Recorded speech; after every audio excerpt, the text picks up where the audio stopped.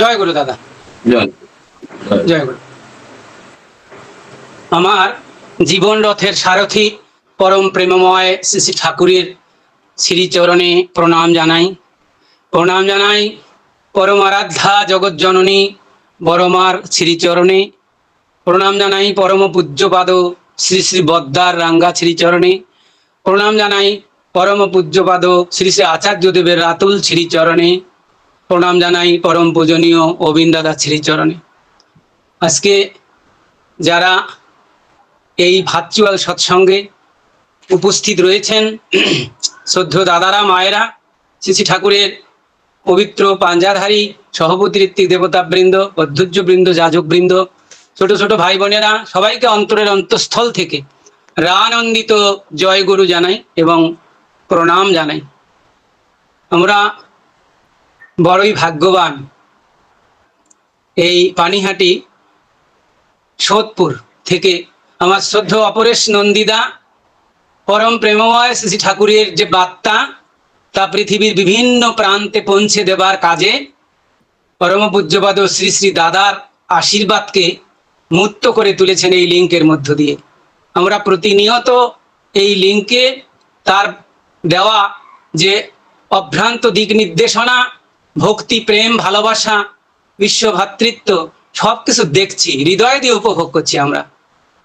আমরা সত্যি ভাগ্যবান। আজকের এই শুভ দিনে, সুন্দর দিনে যারা আজকে প্রভুর শ্রীচরণে বিভিন্ন নিবেদন রেখেছেন, বরেণ্য সঞ্চালক মহোদয়, দাদা সহ আমি সবার শান্তি স্বস্তি প্রার্থনা করছি শ্রী ঠাকুরের শ্রীচরণে।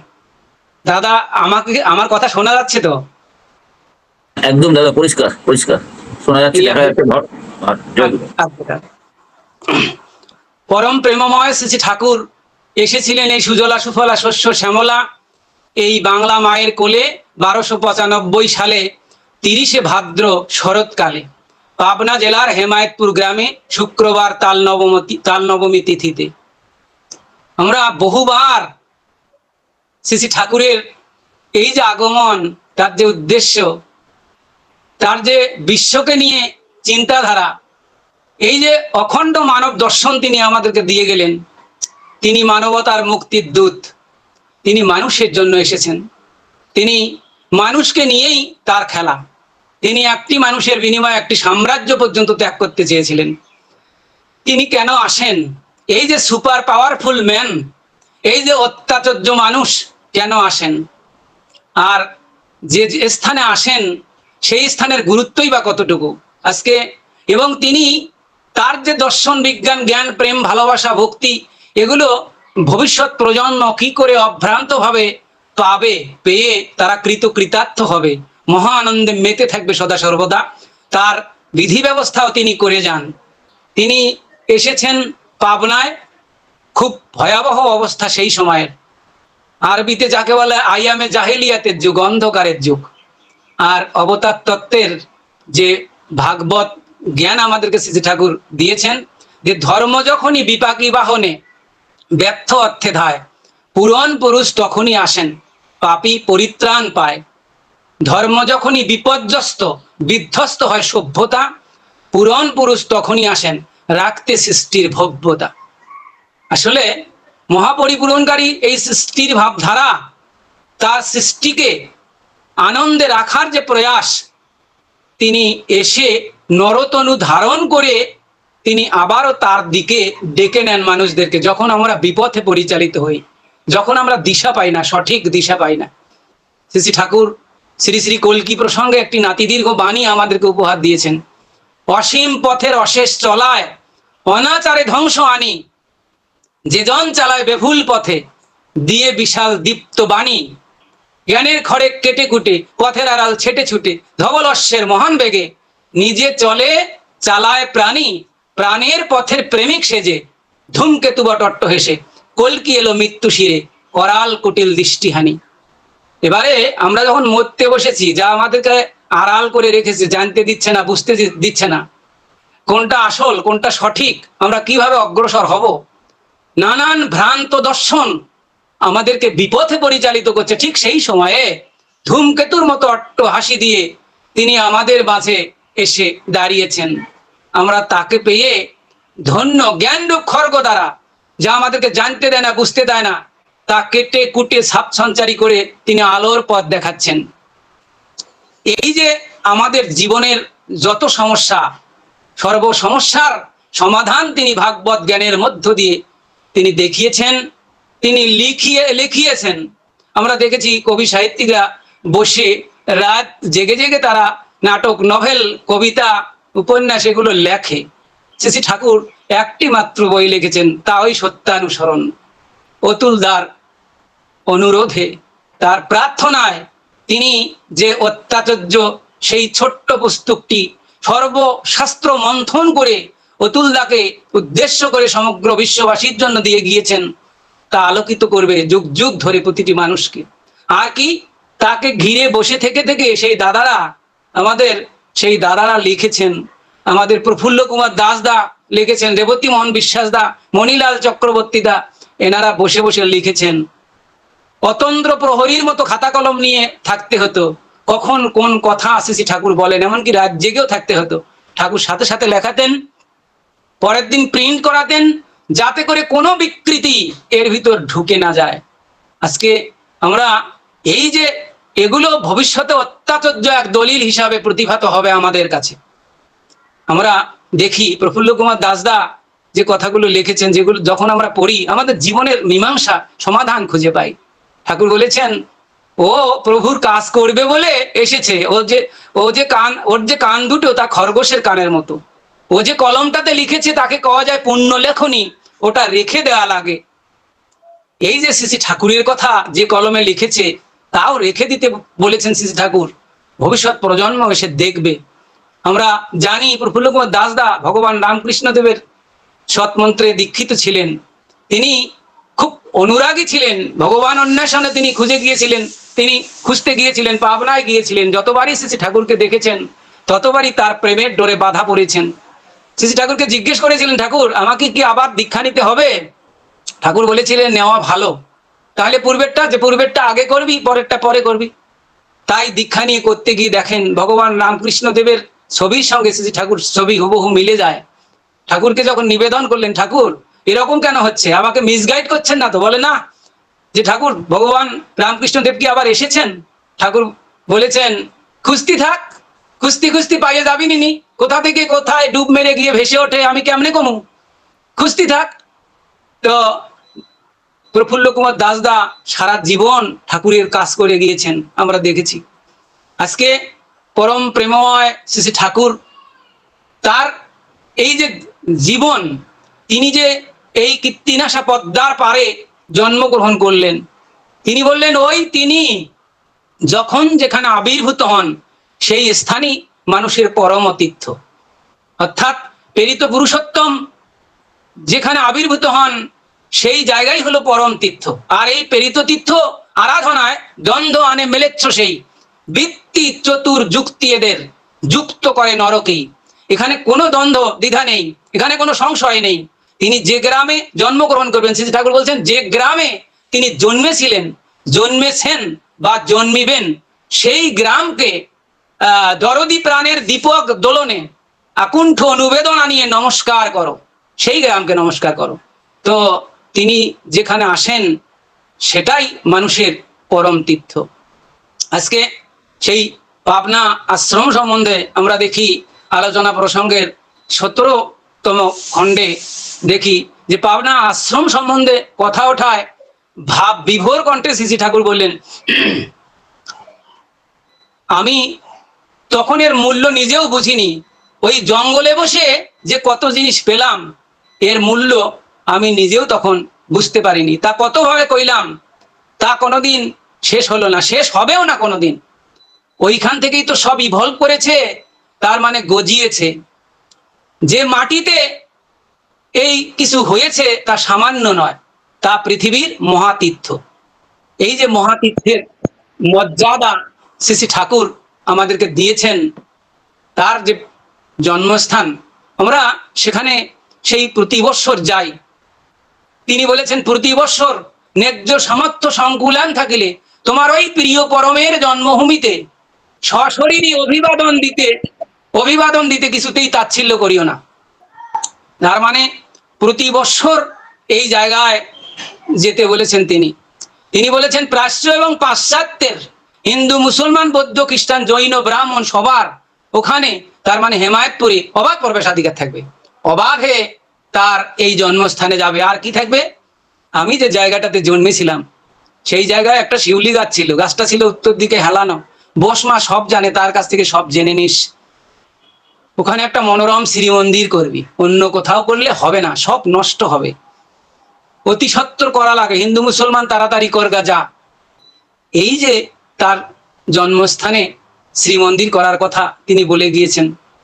আর এই মহাতীর্থের মর্যাদা সকল তীর্থের সেরা তীর্থ, সেই মহাতীর্থ, সেই কথা তিনি বলে গিয়েছেন। আমরা আজও সেই জায়গা উদ্ধার করতে পারিনি। শ্রী ঠাকুর 1946 সালের 1 সেপ্টেম্বর সেই অশ্রু সংবরণ না করতে পেরে কেঁদে কেঁদে তার সাধের গড়া এই আশ্রম ফেলে চলে গেলেন।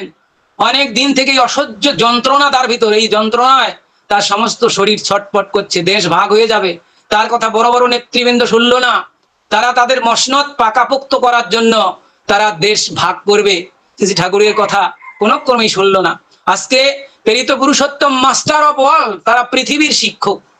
তারা ঠাকুর বলেছেন মানুষের প্রীত করে দীপ্তি পান যিনি, এই দুনিয়া তিনি রাজা, তোমার রাজাও তিনি। তারা রাজা, আর সেই রাজা জীবন্ত রয়েছেন পরম পূজ্যপাদ শ্রী শ্রী আচার্য দেবের মধ্য দিয়ে। আজকে আমরা যখন তার সেই লীলাভূমি দেওঘরে চলে যাই, দেখি অতন্দ্র প্রহরীর মতো একজন মজার মানুষ, সেই আনন্দিত মানুষ তিনি বসে আছেন। তার কি চাহনি, যেন একজোড়া টর্চ লাইট তিনি ফোকাস দিচ্ছেন, যেদিকে তাকান সেই অত্যাচার্য মানুষ শ্রী ঠাকুরের জীবন্ত প্রতিভু, এই দুনিয়ার রাজা তিনি। আমরা যখনই তার কাছে যাই দেখি তিনি অতন্দ্র প্রহরীর মতো তিনি বসে আছেন, সবার কথা শুনছেন। মহা আনন্দে আমরা সেই আচার্য অনুসঙ্গ করে চার্জ হয়ে আমরা বাড়িতে ফিরে আসি। আমরা তাকে অন্তরে ধারণ করে প্রতিনিয়ত সকাল সন্ধ্যা তার সাথে যুক্ত থেকে আমাদের জীবন নির্বাহ করি। এমনি করে সমস্ত পৃথিবীর মাঝে একটা ঐক্য সংহতি পরম প্রেমময় শ্রী ঠাকুর তৈরি করেছেন। ভ্রাতৃত্বের বন্ধনে আমাদেরকে আবদ্ধ করে রেখেছেন।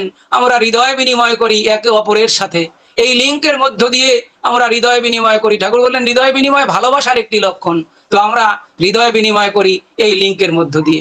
আজকে সমস্ত পৃথিবীর মধ্যে যে একটা ঐক্য, শ্রী ঠাকুর বলেছেন সবার যদি লক্ষ্য থাকে ওই একের প্রতি, সেথায় এসে দাঁড়ায় হেসে ঐক্য ও সংহতি, একের প্রতি লক্ষ্য, তবেই আসে ঐক্য।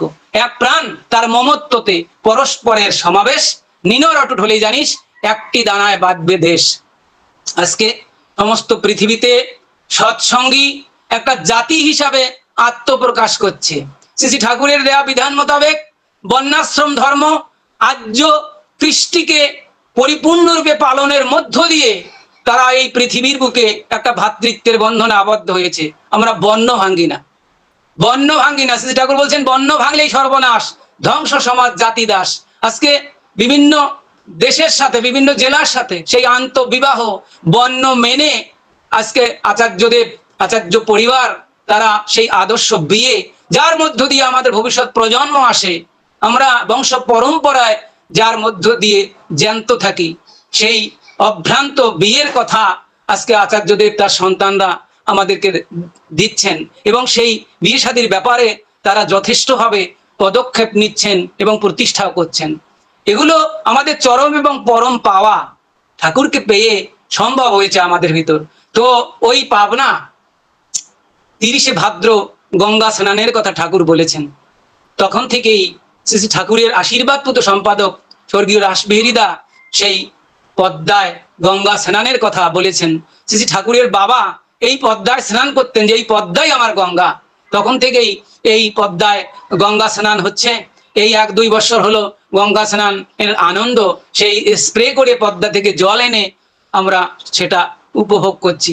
প্রতি বছর চলে আসেন অনিন্দ্যজ্যোতি চক্রবর্তী, বিঙ্কি দাদা, অনেক বছরই আসেন। এসে তিনি ওই বিশ্ববিজ্ঞান কেন্দ্রে সকালবেলা যখন বসেন, সেই গাছের ফাঁকে তার নির্দিষ্ট আসনে যখন বসেন, আমরা সত্যি খুব ব্যথাতুর অন্তরে তাকে চেয়ে দেখি যে বাপ দাদার ভিটে মাটি, যেটা সেখানে অন্যের পারমিশন নিয়ে ঢুকতে হয়, যারা দুনিয়ার রাজা আমরা তাকে চিনি না, তাকে আমরা জীবনে প্রতিষ্ঠিত করি না, সেই বিশ্বের শিক্ষক যিনি, মাস্টার অফ ওয়ার্ল্ড যিনি, আমরা তাদের ভিটেমাটি যদি ফিরে না দিতে পারি, এর চেয়ে মর্মবেদনা দুঃখের আর কিছু নেই। শ্রী দাদা এই কথা বলেছিলেন। তাকে জিজ্ঞেস করা হয়েছিল, আজ্ঞে দাদা একবার সেখানে গেলে হয় না? দাদা বলেছিলেন, কেমন করে যাব, আমাদের পিতৃপুরুষের ভিটেমাটি যেটা, সেখানে ঢুকতে গেলে অন্যের পারমিশন নিতে হয়, এর চেয়ে মর্মবেদনার বা দুঃখের আর কি থাকতে পারে? আর আমি তো একা না, আমি গেলে আমার সঙ্গে কমপক্ষে 500 লোক যাবে, তাদেরকে থাকতে দেবে কে, খাওয়াবে কে? তারা অতিথিবৃন্দ বলেছিলেন যে আমরা আপনার ব্যবস্থা করব দাদা। শ্রী দাদা বলেছিলেন, আমি যদি ব্যবস্থা করতে পারি তখন হয়তো যাব। সেই 2007 কি 8 সালে এই বেশ কয়েকজন গণ্যমান্য অতিথি, রাজনীতিবিদ, সাংবাদিক, আইনবিদ, তাদেরকে নিয়ে গিয়েছিলেন সহ সম্পাদক সদ্য সুব্রত দা। তারা জিজ্ঞেস করেছিলেন, আজ্ঞে দাদা সেই হেমায়তপুরের পাশেই যে শ্রী ঠাকুর অনুকূলচন্দ্র সৎসঙ্গ নামে যে প্রতিষ্ঠানটি রয়েছে, তাকে আপনার নির্দেশে পরিচালিত হচ্ছে? কিছুক্ষণ নীরব থেকে দাদা বলেছিলেন, শ্রী ঠাকুরের নামে প্রতিষ্ঠান করলেই কি তা ঠাকুরের হয়ে গেল? হলো না, হলো না। ঠাকুর যখন ছিলেন তখন বাংলাদেশে ইষ্ট প্রতিষ্ঠার জন্য স্বর্গীয় রাসবিহারী তাকে দায়িত্ব দিয়েছিলেন। তিনি আশীর্বাদ পেয়ে তার বাড়িতে আশ্রম প্রতিষ্ঠিত করেছিলেন, ঠাকুরের মনোনীত নকশায় মন্দির নির্মাণ করেছিলেন। পরবর্তীতে 1999 সালে তিনি যখন দেহ রাখেন, তারই 2 ছেলে ধৃতব্রত আদিত্য এবং সুব্রত আদিত্য, আমরা তাদেরকে দায়িত্ব দিয়েছি। এই যে সদ্য সুব্রত আদিত্য এবং ধৃতব্রত দা আমাদের এই বাংলাদেশে শ্রী ঠাকুরকে প্রতিষ্ঠার ব্যাপারে শ্রী দাদা বলেছিলেন, পাকুটিয়ায়, পাবনায়, ঢাকায় ঠাকুর পরিবার যাতে গিয়ে উঠতে পারে, থাকতে পারে, এমনতর 3টি বাড়ি নির্মাণ করার কথা বলেছিলেন। তারা করেছেন। অত্যন্ত দৃষ্টিনন্দন ঠাকুর বাড়ি পাবনার শহরস্থ প্রাণ কেন্দ্রে, সেই পাথর তলায় সৎসঙ্গ বাংলাদেশ লেখা আছে গেটে খুব বড় করে। সেইখানে উৎসবাদীর প্রাণ কেন্দ্র, সেখানে ইষ্টভীতি কালেকশন হয়, ঋত্বিক কনফারেন্স হয়। এই 30শে ভাদ্র ঋত্বিক কনফারেন্স হবে গঙ্গা স্নানের পরে। আমরা সেখানে সবাই ছুটে যাই গাড়ি যোগে, পৃথিবীর বিভিন্ন প্রান্ত থেকে লোকজন সেখানে ছুটে আসেন। পূজনীয় বিঙ্কিদা দিক নির্দেশনা দান করেন। আমরা বড়ই দুর্ভাগা, বারবার শ্রী ঠাকুরের এই ভিটেমাটি ঘুরে পাওয়ার জন্য আমরা আবেদন নিবেদন করেছিলাম। তো শ্রী দাদা যে কথাটি বলেছিলেন যে এখানেও আপনারা দেখতে পাচ্ছেন মূল স্রোতধারা থেকে আলাদা হয়ে কেউ সুবিধা করতে পারে না। তো মূল স্রোতধারা হলো আচার্য কেন্দ্রিকতা। শ্রী ঠাকুর চলে যাবার পর শ্রী বদ্দাকে সম্পূর্ণ কিছু এই সৎসঙ্গ পরিচালনার হেড অফ দ্য ডিপার্টমেন্ট নিযুক্ত করে গিয়েছিলেন। শ্রী বদ্দা তারই বড় ছেলে শ্রী দাদাকে এই দায়িত্ব দিয়ে গিয়েছিলেন। শ্রী দাদা এই বর্তমান আচার্যদেব, আমাদের পরম পূজ্যপাদ শ্রী আচার্যদেবকে এই দায়িত্ব দিয়েছেন। পিতা পুত্রের এই লীলা চলছেই, আমরা দেখতে পাচ্ছি, এবং আমরা পঞ্চম পুরুষ পর্যন্ত দেখতে পাচ্ছি শ্রী ঠাকুরের।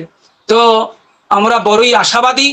শ্রী ঠাকুর কম্বুক কণ্ঠে যে ঘোষণা করেছেন যে তার যে জন্মস্থান, তাকে কেন্দ্র করে আজকে সমস্ত পৃথিবীতে যে শ্রী ঠাকুরের যে প্রতিষ্ঠান, সর্বসমস্যার সমাধান জানিস ইষ্ট প্রতিষ্ঠান, এই ইষ্ট প্রতিষ্ঠান, এই যে তার শ্রীমন্দির আন্তর্জাতিক অঙ্গনে আমাদের সমস্ত বিশ্বের সনাতন ধর্মাবলম্বী হিন্দু, মুসলমান, বৌদ্ধ, খ্রিস্টান সবারই একটা ঐক্য এবং সংহতি সূচনা করবে।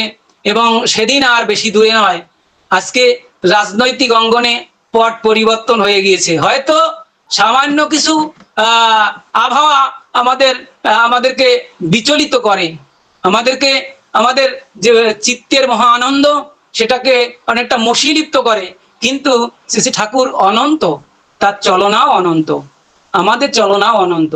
আমরা বারবার ফিরে আসি, আবারও সেই আনন্দময়ের সাথে যুক্ত হয়ে আবারও আনন্দ উপভোগ করি। রাজনৈতিক পট পরিবর্তন হয়েছে, আমরা পূর্ববর্তী গভর্নমেন্টের কাছে বারবার আবেদন নিবেদন, ওই আইনি জটিলতায় তারা আমাদের গতিকে রোধ করে রেখেছিল। আইনি জটিলতায়, কিসের আইন, কিসের কোর্ট কাছারি, প্রেরিত পুরুষোত্তমের ভিটেমাটি ঘুরে দিতে কিচ্ছু লাগে না, এক অর্ডারই প্রকৃত উত্তরসূরি যারা, তাদের কাছে ঘুরে দেওয়া যায়। কোর্ট রায় দিয়েছে, একমাত্র বৈধ কর্তৃত্ব দানকারী প্রতিষ্ঠান হলো সৎসঙ্গ বাংলাদেশ।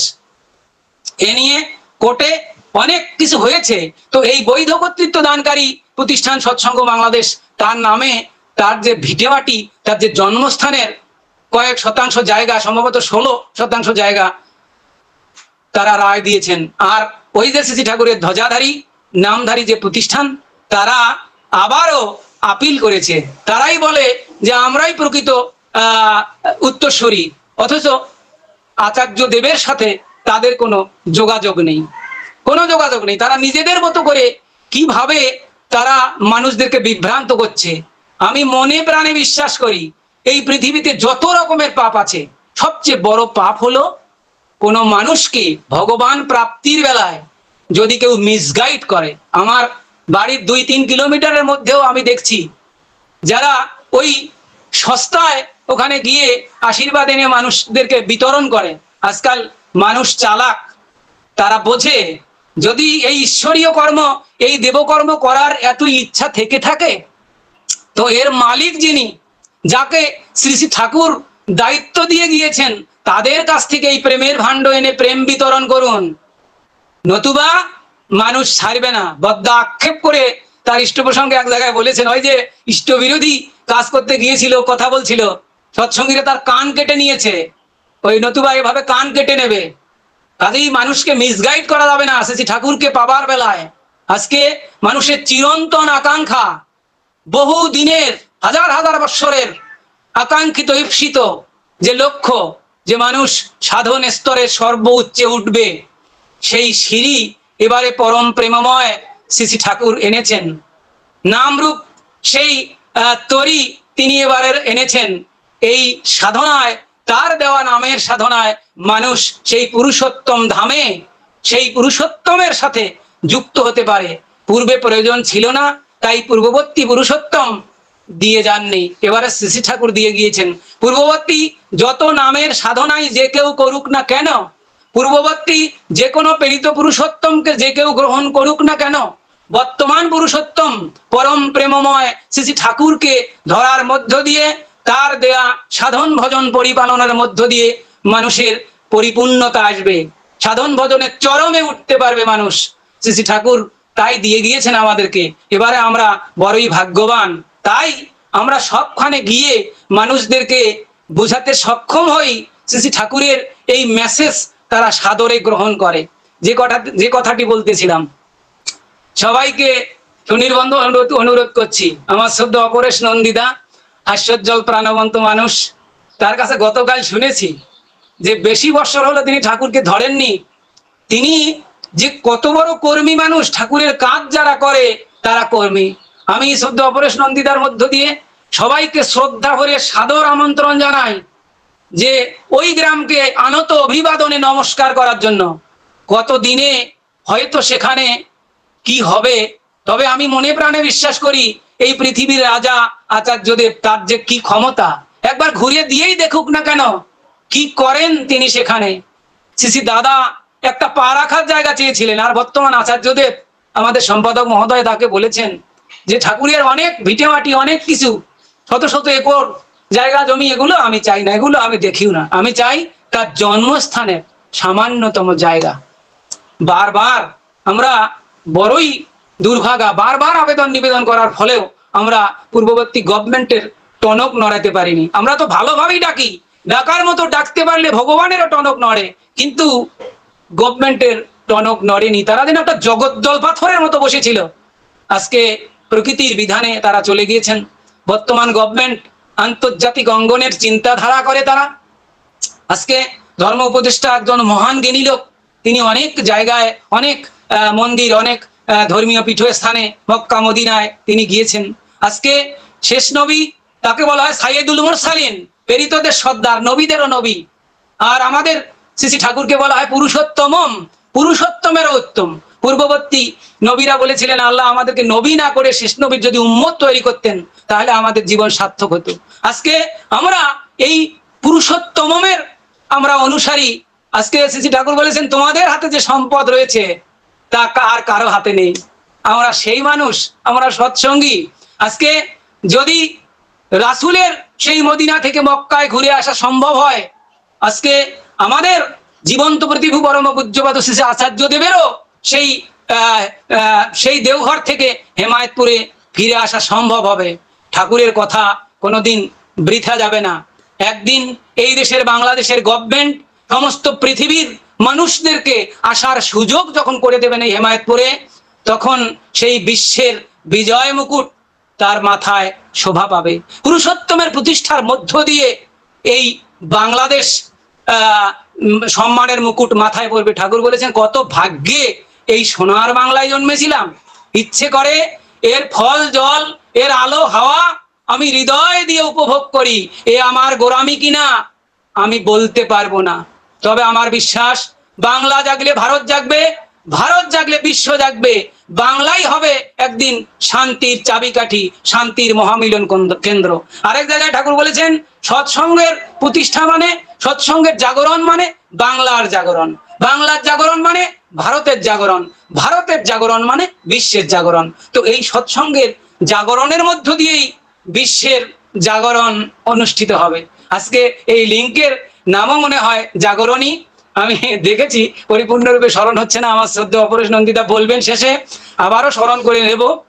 আজকের এই শুভ দিনে, সুন্দর দিনে আমরা পরম প্রেমময় শ্রী শ্রী ঠাকুরকে পেয়ে আমাদের জীবন ধন্য হয়েছে, আমাদের জীবন ধন্য হয়েছে।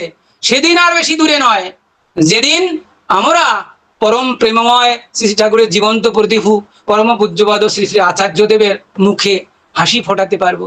তার জন্মস্থান তার হাতে অর্পণ করে আমরা তাকে সেই শ্রী শ্রী ঠাকুরের যে কথা তা পৃথিবীর জমিনে প্রতিষ্ঠিত করে বিশ্বের মানুষের জন্য তিনি উন্মুক্ত করে দিতে পারবেন। সেদিন আর বেশি দূরে নয়। 30শে ভাদ্র গঙ্গা স্নান আমি সবাইকে শ্রদ্ধা করে নিমন্ত্রণ করব। পাসপোর্ট ভিসা করবেন, এ জীবনই সেই শিউলি তলায় গিয়ে প্রণাম জানাবেন। পাবনা মানসিক হাসপাতাল এবং পাবনা মেডিকেল কলেজ হাসপাতাল, এই দুইটি সেবামূলক প্রতিষ্ঠান সেখানে রয়েছে। এই মানসিক হাসপাতালের অভ্যন্তরেই এই শিউলিতলা কয়েকটি ইট দিয়ে বেষ্টিত করে রাখা হয়েছে। এই বিশ্বের যিনি শ্রেষ্ঠ মানুষ, মানবতার মুক্তির দূত, সর্বকালের সর্বযুগের সর্বশ্রেষ্ঠ মানুষ, যিনি এসে মানুষের জীবন বেদ রচনা করেছেন এবং অভ্রান্তভাবে সম্পূর্ণ পরিপূর্ণ রূপে লিখে দিয়ে গিয়েছেন অনন্তকালের জন্য। আগামী 10,000 বৎসর তার এই কার্যকাল চলতে থাকবে। আমরা শুনলেও শিউরে উঠি। তো সেই মানুষের লীলাভূমি, আপনারা সেখানে এ জীবনই এসে প্রণতি জানাবেন। থাকা খাওয়ার সুবন্দোবস্ত সেখানে রয়েছে। বৃথা যেন না যায় আমাদের জীবন থেকে। আজকে এই পার্শ্ববর্তী দেশ একটা কাঁটা তারের বেড়া, আইনি প্রক্রিয়া পাসপোর্ট ভিসার মধ্য দিয়ে সম্পন্ন করে আমরা এই যে দুই দেশের মধ্যে যে শ্রী শ্রী ঠাকুরের জন্মস্থান এবং তার যে তিরোধান স্থান, যেখানে তার বংশধররা রয়েছেন, আমরা এই যে বারবার ছুটে যাই আমাদের এই ক্ষুদ্র মানব জীবনে, তাকে নিয়েই আমাদেরকে বাঁচতে হবে। আজকে কত উৎকণ্ঠা আমাদেরকে হয়তো ঘিরে ধরে, আবারও আমাদের চেতনা, আমরা চিরচেতনকে পেয়ে আমাদের যে স্মৃতি ভ্রম তাহা দূরীভূত হয়ে যায়, আমরা তাকে খুঁজে পাই। এখন আমরা পরম পূজ্যপাদ শ্রী শ্রী আচার্যদেব আমাদেরকে যে সঙ্গীত ভান্ডার দিয়েছেন, আমরা তা পেয়ে সদা সর্বদা আমাদের সেই ভ্রম আবার সংশোধন হয়।